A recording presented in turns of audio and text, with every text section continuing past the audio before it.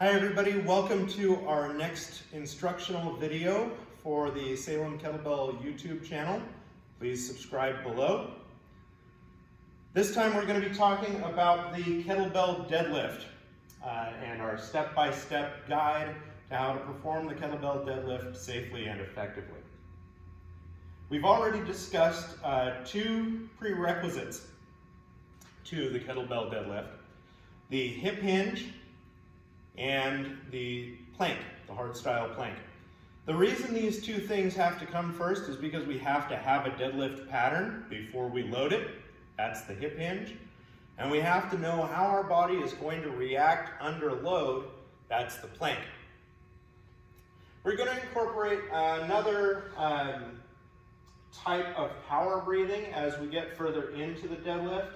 But first, we're going to talk about the wedge. So the hip hinge we already know, that's step one.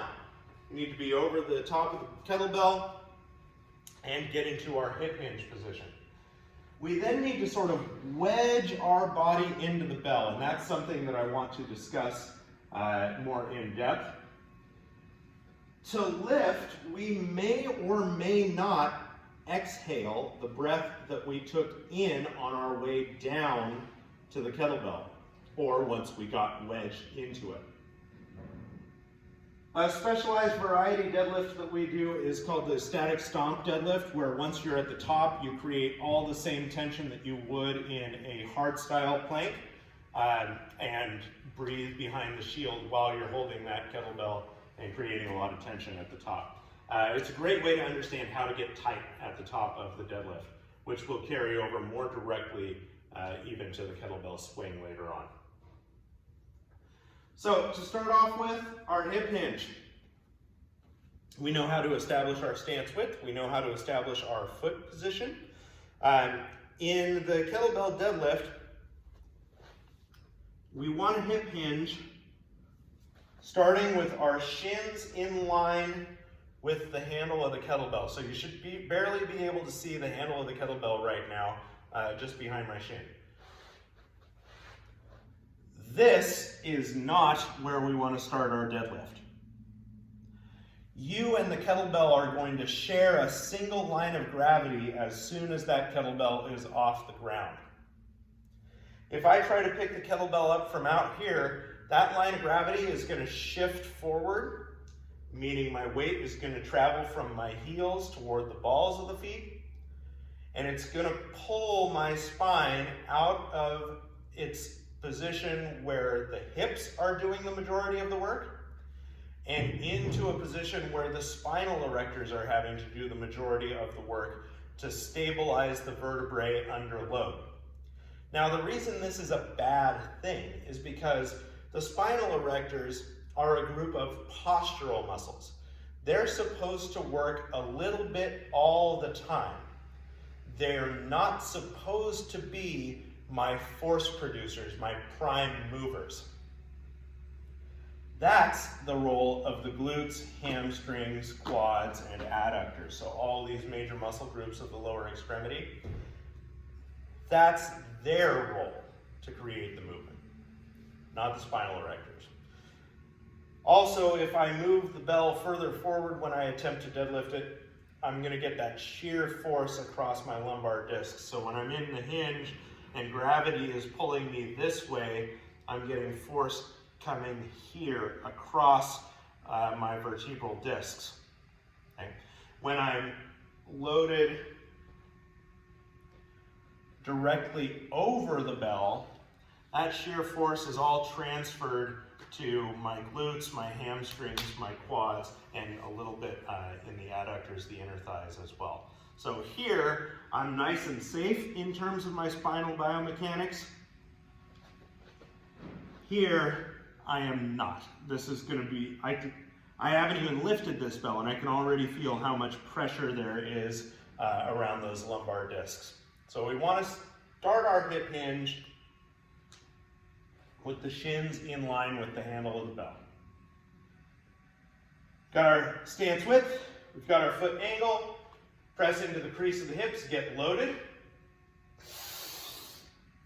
Now the next step of the deadlift is to wedge. So right now I've got my quads on, my hamstrings on, my glutes are on, a little bit of the adductors. Now I'm gonna wedge. What does that mean? I'm gonna crush the grip.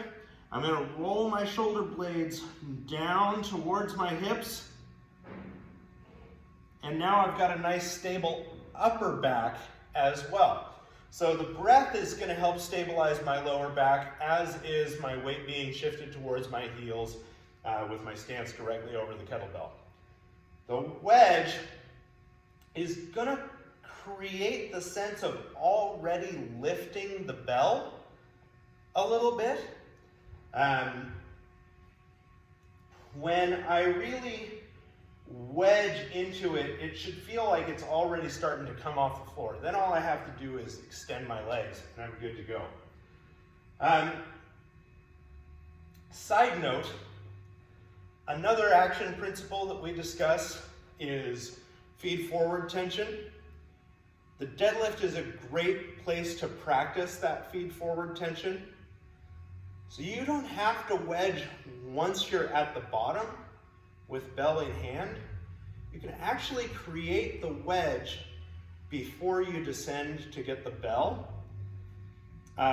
This is an example of feed forward tension. Feed forward tension, basically the action principle wherein we create the sensation of being loaded before we have the load. So here's how it looks on the kettlebell deadlift. Once I have my stance, width, and foot angle established, I'm going to put my hands where they're going to go on the handle of the kettlebell. I'm going to pull my shoulder blades down to get my lats on. I'm going to crush my grip, but I'm going to keep them open a little bit so I can get my hands around the handle of the kettlebell. And I'm going to take that big power breath in and lower myself to the bell as though I already have a heavy weight in hand. So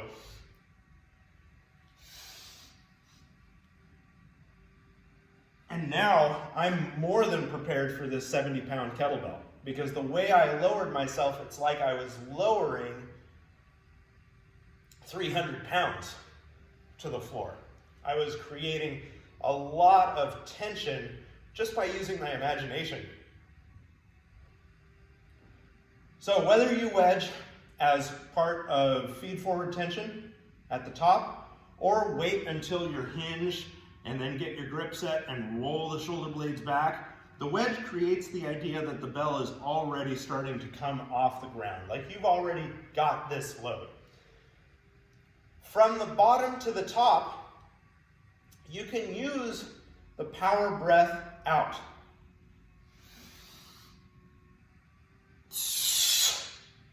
To stand.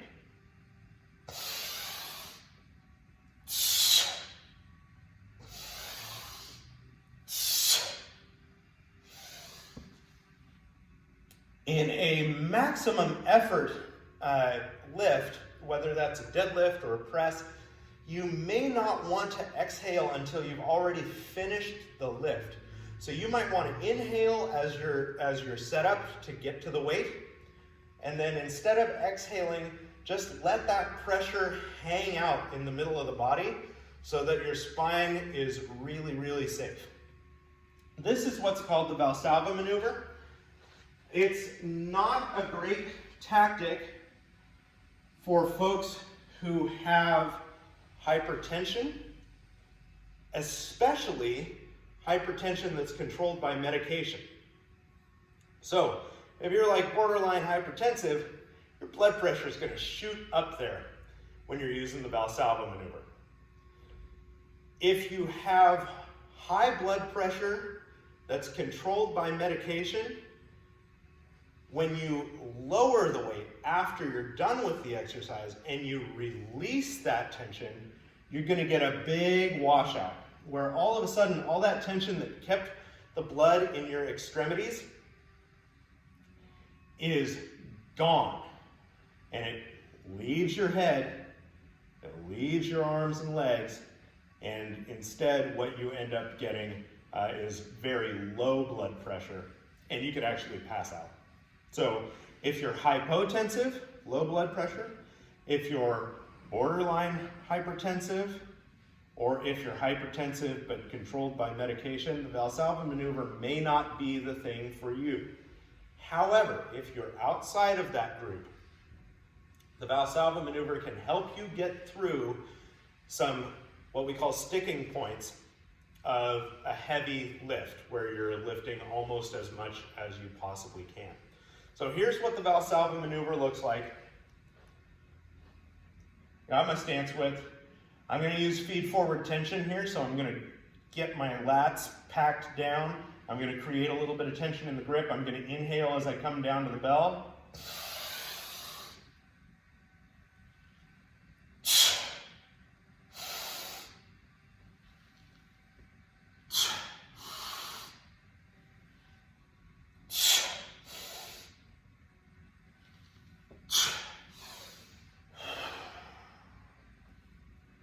What I may need to do at the end of a series of breaths using the Valsalva maneuver is I may actually need to get down, lower my body so that my circulation doesn't have to play catch up so hard after I do it.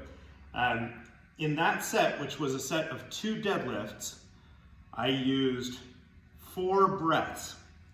So I took a breath in on my way down to the kettlebell. I stood with the kettlebell, I let my air out. I took a breath in again as I lowered the kettlebell. I stood, I let my breath out. So I took a breath for each phase of movement, whether I was coming down to the kettlebell or standing up with the kettlebell, instead of just a single breath for each repetition. So that's an example of the Valsalva maneuver. You don't have to use it. Most of the time in training, we're going to stay pretty far away from a true max effort, and so you don't want to overuse that Valsalva maneuver, and you don't want to fry your nervous system by getting ramped up for multiple max effort lifts necessarily. There are a couple of training modalities that use max effort really regularly, but you have to be able to recover between sets and between practice sessions. The static stomp deadlift is the last step in our kettlebell deadlift. So one of the things that we want to create when we're at the top of a deadlift or a top of a swing is a standing plank. The static stomp deadlift is practicing that standing plank. So I'm right over the top of the bell. I got my stance width and my foot angle established. This time I'm not going to use feed forward tension to get to the bell. I'm just going to press my hips back and take that big belly breath in. Crush the grip, set the lats, and stand. And now here at the top, I'm going to try to create more grip tension, more lat tension, more glute tension. I'm even kind of grabbing the floor with my feet and locking my legs and taking shallow breaths behind the shield.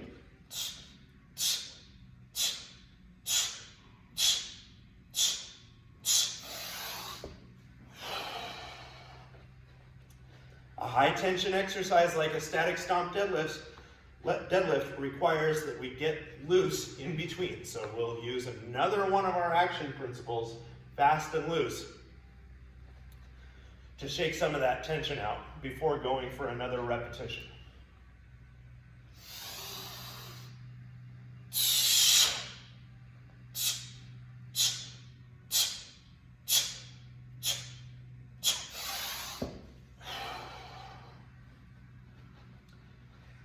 That static stomp deadlifts helps teach the standing plank, which is a part of every other exercise that we're going to do, again with the exception of floor presses or bench press where we create an arch.